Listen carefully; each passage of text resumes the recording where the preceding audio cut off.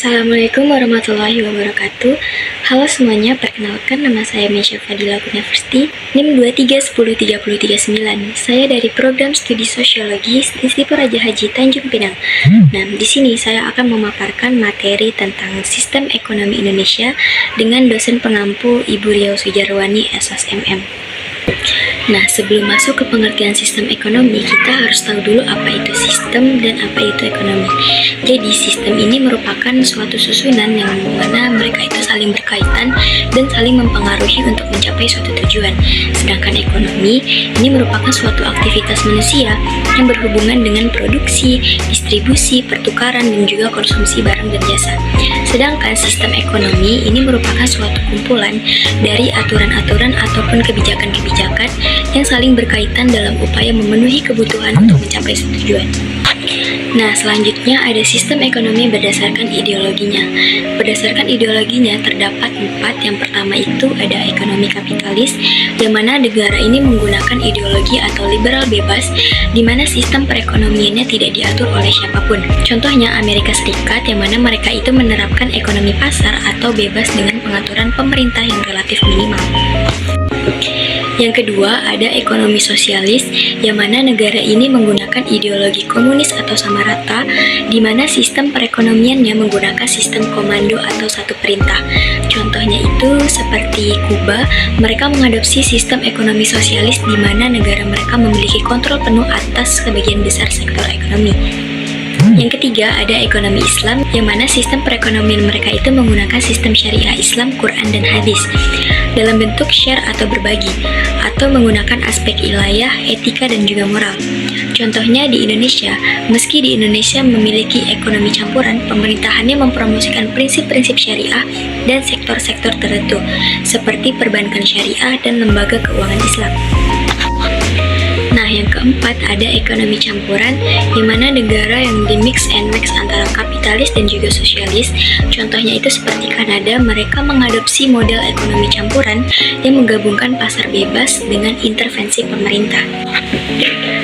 Materi selanjutnya adalah tentang kebijakan ekonomi. Kebijakan ekonomi merupakan tindakan pemerintah untuk mempengaruhi kondisi ekonomi suatu negara, kota, atau negara bagian. Tujuannya ini untuk mengatasi masalah ekonomi dan mencapai kemakmuran masyarakat. Nah, saya akan memaparkan beberapa contoh dari kebijakan ekonomi. Yang pertama, ada kebijakan harga dan upah. Nah, contoh kebijakan harga dan upah yaitu seperti upah minimum, yang mana penetapan batas bawah upah yang harus dibayar kepada pekerja untuk melindungi mereka dari upah yang terlalu rendah. Contoh yang kedua, ada kebijakan produksi, contohnya itu seperti subsidi. Ini seperti bantuan keuangan yang diberikan pemerintah kepada produsen untuk menurunkan biaya produksi dan mendorong produksi barang tertentu seperti pertanian. Yang ketiga, ada kebijakan perdagangan. Ini contohnya seperti larangan ekspor. Dia itu kayak pembatasan pada pengiriman barang tertentu ke luar negeri untuk mencapai ketersediaan di dalam negeri atau untuk alasan keamanan. Yang keempat, ada kebijakan sosial, contohnya itu seperti program jaminan sosial. Ini seperti inisiatif yang memberikan perlindungan finansial kepada masyarakat, seperti pensiun atau bantuan bagi keluarga yang miskin. Yang kelima, ada kebijakan kesempatan kerja, contohnya itu seperti program pelatihan kerja. Ini tuh menyediakan pelatihan keterampilan untuk meningkatkan tenaga kerja, terutama bagi pengangguran atau lulusan baru. Yang keenam, ada kebijakan moneter, contohnya itu seperti operasi pasar terbuka. Ini kayak pembelian atau penjualan surat berharga oleh bank sentral untuk mengatur jumlah uang. Yang ketujuh, ada kebijakan keuangan negara dan fiskal. Contohnya itu seperti anggaran negara. Ini merencanakan rencana tahunan yang merinci pengeluaran dan pendapatan pemerintah, termasuk alokasi untuk sektor-sektor penting seperti kesehatan dan juga pendidikan. Yang kedelapan ada kebijakan industrialisasi, contohnya itu seperti infrastruktur. Infrastruktur ini pengembangan fasilitas seperti jalan, pelabuhan, dan listrik untuk mendukung pertumbuhan industri. Nah, materi selanjutnya adalah tentang kebijakan fiskal. Apa itu kebijakan fiskal? Jadi, kebijakan fiskal ini kebijakan dan peraturan yang berkaitan dengan pajak dan juga anggaran pemerintah untuk mengontrol kestabilan perekonomian. Kebijakan fiskal ini dibuat oleh pemerintah dan merupakan salah satu dari dua jenis kebijakan ekonomi yang dikeluarkan pemerintah. Bersama dengan kebijakan moneter, kebijakan fiskal dapat mempengaruhi berbagai sektor seperti pendapatan nasional, tingkat pengangguran, inflasi, dan juga kemiskinan. Di sini saya akan memaparkan contoh-contoh dari kebijakan fiskal. Yang pertama itu ada pemberian subsidi dan bahan bakar minyak atau BBM dan juga gas untuk memastikan mobilitas dan transaksi ekonomi yang tidak terhambat.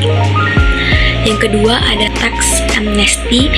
Ini berupa pengangguran atau pembebasan pajak bagi warga negara yang melaporkan seluruh kekayaannya pada kurun waktu tertentu. Yang ketiga, ada peningkatan pengeluaran pendidikan seperti pendidikan dan kesehatan dengan mengalokasikan lebih banyak dana untuk pembangunan sekolah, rumah sakit, program beasiswa atau layanan kesehatan masyarakat. Yang keempat, ada program Kartu Indonesia Pintar atau KIP. Program ini memberikan bantuan pendidikan kepada anak-anak dari keluarga yang kurang mampu. Yang kelima, ada program bantuan langsung tunai atau BLT. Program ini memberikan bantuan tunai kepada masyarakat miskin dan rentan. Nah, materi selanjutnya tentang globalisasi ekonomi. Apa itu globalisasi ekonomi?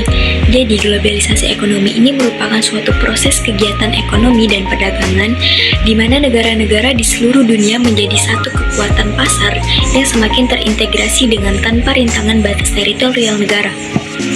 Globalisasi perekonomian mengharuskan penghapusan seluruh batasan dan hambatan terhadap arus modal, barang, dan juga jasa. Globalisasi ekonomi terjadi dalam bentuk-bentuk. Apa saja bentuk-bentuknya? Nah, jadi bentuk-bentuk globalisasi itu yang pertama ada namanya globalisasi produksi. Globalisasi produksi ini kayak perusahaannya ini berproduksi di berbagai negara dengan sasaran agar biaya produksi menjadi lebih rendah. Hal ini dilakukan baik karena upah buruh yang rendah, tarif biaya masuk yang murah, ataupun infrastruktur yang memadai, ataupun karena iklim usaha dan politik yang kondusif. Yang kedua, ada globalisasi pembiayaan. Perusahaan global mempunyai akses untuk memperoleh pinjaman atau melakukan investasi baik dalam bentuk portofolio ataupun langsung di semua negara di dunia. Yang ketiga, ada namanya globalisasi tenaga kerja. Perusahaan global akan mampu memanfaatkan tenaga kerja dari seluruh dunia sesuai kelasnya, seperti penggunaan staf profesional diambil dari tenaga kerja yang telah memiliki pengalaman internasional, atau buruh kasar yang biasa diperoleh dari negara berkembang. Yang keempat, ada globalisasi jaringan informasi. Masyarakat suatu negara dengan mudah dengan cepat mendapatkan informasi dari negara-negara di dunia karena kemajuan teknologi, antara lain melalui TV, radio, media cetak, dan juga lain-lain. Dengan jaringan komunikasi yang semakin maju telah membantu meluasnya pasar ke berbagai belahan dunia untuk barang yang sama. Nah, yang kelima ada namanya globalisasi perdagangan. Hal ini terwujud dalam bentuk penurunan dan penyeragaman tarif serta penghapusan berbagai hambatan non tarif. Dengan demikian, kegiatan perdagangan dan persaingan menjadi semakin cepat, ketat, dan fair. Nah, apakah globalisasi ekonomi memiliki dampak positif dan dampak negatif? Ada dong. Nah, dampak positifnya semakin terbukanya pasar untuk produk-produk ekspor, maka diharapkan tumbuhnya kreativitas dan peningkatan kualitas. Nah, sedangkan dampak negatifnya yaitu daya saing yang rendah dan ketidakmampuan Indonesia untuk mengelola persaingan akan menimbulkan mimpi buruk bagi perekonomian negeri ini, seperti membanjirnya produk-produk negeri asing seperti produk Cina yang akhirnya mematikan produk dalam negeri. Warga negara Indonesia hanya akan menjadi tenaga kasar bergaji murah, sedangkan pekerjaan-pekerjaan yang membutuhkan skill akan dikuasai ekspatriat asing. Nah, materi selanjutnya tentang BUMN atau Badan Usaha Milik Negara. Nah, apa itu BUMN? Jadi BUMN merupakan badan usaha milik negara atau disingkat BUMN yang dahulu dikenal sebagai perusahaan negara atau disingkat dengan PN. Ini merupakan perusahaan yang dimiliki baik sepenuhnya ataupun sebagian besar maupun sebagian kecil oleh pemerintah dan pemerintah memberi kontrol terhadapnya. Yang membedakan BUMN dengan badan lain milik pemerintah adalah status badan hukum, sifat operasional, aktivitas, dan juga tujuan operasinya. Nah, BUMN memiliki jenis-jenis perusahaannya. Yang pertama itu ada perusahaan perseroan atau persero, yang mana perusahaan persero ini merupakan BUMN yang terbentuk perseroan terbatas atau PT, yang modal atau sahamnya paling sedikit 51% dimiliki oleh pemerintah, yang tujuannya untuk mengejar keuntungan. Maksud dan tujuan mendirikan persero ialah untuk menyediakan barang dan jasa yang bermutu tinggi dan berdaya saing kuat, dan untuk mengejar keuntungan untuk meningkatkan nilai perusahaan.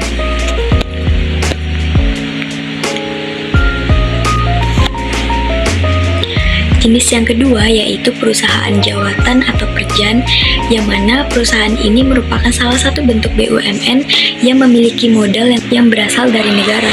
Besarnya modal perusahaan jawatan ditetapkan melalui APBN. Ciri-ciri perusahaan jawatan antara lain, yang pertama itu memberikan pelayanan kepada masyarakat. Yang kedua, dipimpin oleh seorang yang bertanggung jawab langsung kepada menteri atau dirjen di departemen yang bersangkutan. Nah, status karyawan perjan ini merupakan pegawai negeri. Jenis yang ketiga yaitu perusahaan umum atau perum, yang mana perusahaan ini merupakan suatu perusahaan negara yang bertujuan untuk melayani kepentingan umum tetapi sekaligus untuk mencari keuntungan. Nah, ciri-ciri perusahaan umum ini seperti melayani kepentingan masyarakat umum. Yang kedua itu dipimpin oleh seorang direksi atau direktur. Yang ketiga mempunyai kekayaan sendiri dan bergerak di perusahaan swasta. Selanjutnya pekerjaan ini adalah pegawai perusahaan swasta. Jenis yang keempat adalah badan usaha milik daerah atau BUMD. Nah, ciri-ciri BUMD itu seperti pemerintah memegang hak atas segala kekayaan dan usaha. Yang kedua, pemerintah berkedudukan sebagai pemegang saham dalam permodalan perusahaan. Yang ketiga, pemerintah memiliki wewenang dan kekuasaan dalam menetapkan kebijakan pemerintah. Nah, tujuan didirikannya BUMD yaitu untuk mengejar dan mencari keuntungan, perintis kegiatan-kegiatan usaha. Nah, beberapa BUMN terbesar didominasi oleh sektor perbankan, dan ini terjadi karena peran vital yang dimainkan oleh bank dalam perekonomian nasional. Materi selanjutnya adalah tentang koperasi. Apa itu koperasi? Jadi koperasi adalah sebuah organisasi ekonomi yang dimiliki dan dioperasikan oleh orang-orang demi kepentingan bersama. Sederhananya itu seperti koperasi ini merupakan bentuk usaha bersama yang didirikan oleh sekelompok orang untuk memenuhi kebutuhan ekonomi secara kolektif. Nah, koperasi juga memiliki jenis berdasarkan tingkat dan juga luas daerah kerja. Yang pertama ada dinamakan koperasi primer, yang mana koperasi primer ini merupakan koperasi yang minimal memiliki anggota sebanyak 20 perseorangan. Yang kedua ada koperasi sekunder, yang mana koperasi ini terdiri dari gabungan badan-badan koperasi serta memiliki cakupan daerah kerja yang luas dibandingkan dengan koperasi primer. Koperasi sekunder ini dapat dibagi menjadi, yang pertama ada koperasi pusat, yang mana koperasi pusat ini koperasi yang beranggotakan paling sedikit 5 operasi primer. Yang kedua ada namanya gabungan koperasi, yang mana gabungan koperasi ini merupakan koperasi yang anggotanya minimal 3 koperasi pusat. Yang ketiga ada namanya induk koperasi, yang mana induk koperasi ini merupakan koperasi yang minimum anggotanya adalah 3 gabungan koperasi. Nah, tadi kan kita sudah membahas tentang koperasi. Selanjutnya kita akan membahas tentang arti lambang koperasi. Yang pertama ada perisai. Perisai ini dia menggambarkan tentang upaya keras yang ditempuh secara terus-menerus dan hanya orang yang bekerja keras yang bisa menjadi calon anggota dengan memenuhi beberapa persyaratannya. Yang kedua ada rantai yang di sebelah kiri, atau artinya itu seperti ikatan kekuatan kekeluargaan, persatuan, dan juga persahabatan yang kokoh. Bahwa anggota sebuah koperasi adalah pemilik koperasi tersebut, maka semua anggota menjadi bersahabat, bersatu dalam kekeluargaan, dan yang mengikat semua anggota adalah hukum yang dirancang sebagai anggaran dasar atau AD, ataupun anggaran rumah tangga atau ART koperasi. Dengan bersama-sama bersepakat mentaati AD ataupun ART, maka padi dan kapas akan mudah diperoleh. Yang ketiga ada kapas dan padi di sebelah kanan. Ini mengartikan tentang kemakmuran anggota koperasi secara khusus dan rakyat secara umum yang diusahakan oleh koperasi. Kapas sebagai bahan dasar sandang atau pakaian, dan padi sebagai bahan dasar pangan atau makanan. Mayoritas sudah disebut makmur sejahtera jika cukup sandang dan pangan. Yang keempat ada timbangan. Timbangan ini berartikan tentang keadilan sosial sebagai salah satu dasar koperasi. Biasanya menjadi simbol hukum. Semua anggota koperasi harus adil dan juga seimbang antara rantai dan juga padi kapas. Ini mengartikan sebagai kewajiban dan hak. Dan yang menyeimbangkan itu adalah bintang dan perisai. Yang kelima, bintang dalam perisai yang dimaksud adalah Pancasila, merupakan landasan ideal koperasi bahwa anggota koperasi yang baik adalah yang mengindahkan nilai-nilai keyakinan dan kepercayaan, yang mendengarkan suara hatinya. Perisai bisa berarti tubuh dan bintang bisa diartikan sebagai hati. Yang keenam ada pohon beringin, yang mana ini mengartikan tentang simbol kehidupan sebagaimana pohon dalam gunungan wayang dan dirancang oleh Sunan Kalijaga. Dahan pohon disebut kayu dari bahasa Arab hayu atau kehidupan. Ini mengartikan tentang timbangan dan bintang dalam perisai menjadi nilai hidup yang harus dijunjung tinggi. Yang ketujuh ada namanya Koperasi Indonesia. Koperasi yang dimaksud dalam Koperasi Rakyat Indonesia bukan koperasi yang lain. Tata kelola dan tata kuasa perkoperasian di luar negeri juga baik, namun sebagai bangsa Indonesia harus wajib punya tata nilai sendiri. Dan lambang yang terakhir yaitu warna merah dan putih. Nah, warna merah dan putih ini menjadi background logo menggambarkan sifat nasional Indonesia. Nah, selanjutnya koperasi itu memiliki peranan penting dalam perekonomian di Indonesia. Apa saja fungsi utamanya? Nah, fungsi yang pertama itu ada meningkatkan kesejahteraan. Nah, meningkatkan kesejahteraan ini, koperasi membantu anggotanya dalam meningkatkan pendapatan dan juga kesejahteraan melalui berbagai kegiatan ekonomi yang saling menguntungkan. Yang kedua, mendukung perekonomian rakyat, yang mana koperasi berfungsi sebagai sarana untuk memperkuat perekonomian rakyat, memberikan akses kepada anggota untuk berpartisipasi dalam kegiatan ekonomi yang lebih luas. Yang ketiga, menciptakan lapangan kerja, yang mana koperasi berkontribusi dalam menciptakan lapangan kerja baik secara langsung melalui usaha koperasi maupun secara tidak langsung melalui pengembangan usaha anggota. Nah, materi terakhir tentang ekonomi kreatif. Apa itu ekonomi kreatif? Jadi, ekonomi kreatif adalah sebuah konsep pada era ekonomi baru yang mengintensifkan informasi dan kreativitas dengan mengendalikan ide dan juga pengetahuan dari sumber daya manusia. Nah, contoh penerapan ekraf atau ekonomi kreatif di lingkungan rumah saya adalah kuliner, yang mana kuliner ini menyajikan produk olahan makanan seperti kerupuk, tahu, dan juga tempe. Produk-produk olahan tersebut kemudian dijual ke beberapa warung ataupun toko. Nah, jika ada yang ingin membelinya langsung produk olahan makanan tersebut, mereka bisa mendatangi rumah tersebut. Baik, itu tadi materi yang dapat saya sampaikan. Jika ada salah mohon dimaafkan. Wabillahi taufiq wal hidayah. Wassalamualaikum warahmatullahi wabarakatuh.